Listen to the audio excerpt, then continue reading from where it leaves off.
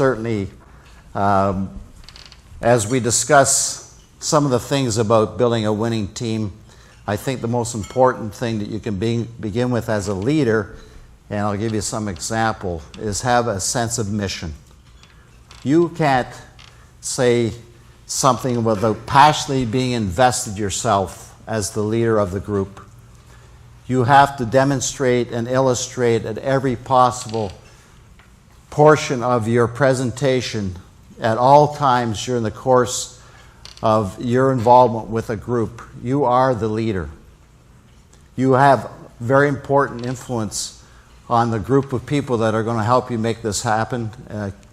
I think Ken Hitchcock talked about it last night to a certain extent, about people that have to embrace your vision and have to be a part of what you're trying to deliver. But you, first and foremost, have to have that enthusiasm, that direction, that foresight, and if you like, the dream. If you're not passionate about it, the competitive level amongst certainly the National Hockey League teams or any level is intense. And you have to learn and understand how to separate yourself in terms of the delivery, the expectations you build, and where this group may go. I think that if we look at some of the examples, and I'll share some of the things that happened, some of the great teams I had. For example, the very first meeting we had with the New York Rangers in September training camp.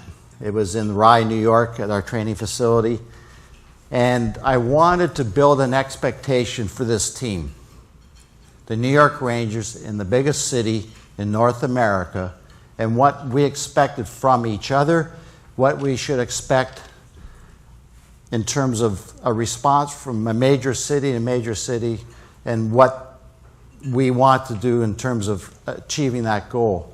So I didn't have any footage, and I showed a video of the New York Yankees winning the World Series and going through that tunnel that we finally enjoyed at the end of the year of the ticker tape parade.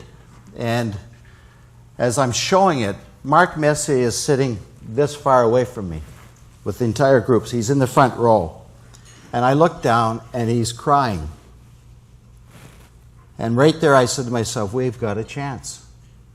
Because the most invested player was the leader of the group, was the most dynamic person, and certainly the best player.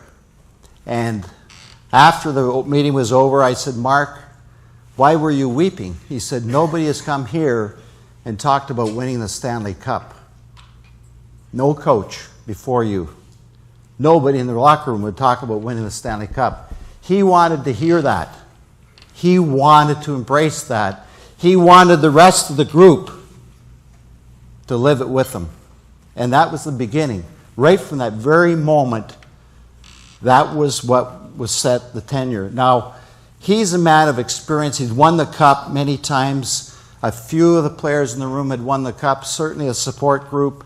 And the leadership group, as it was defined amongst that group, Kevin Lowe, for example, was there. He was used to it. Abuka Boom, Graves. We had a number of people, but they never heard that. And they had to have that rekindled. They had to have that fire in their belly again to have someone that would build that expectation amongst the group. And that expectation had to be enforced on a daily basis.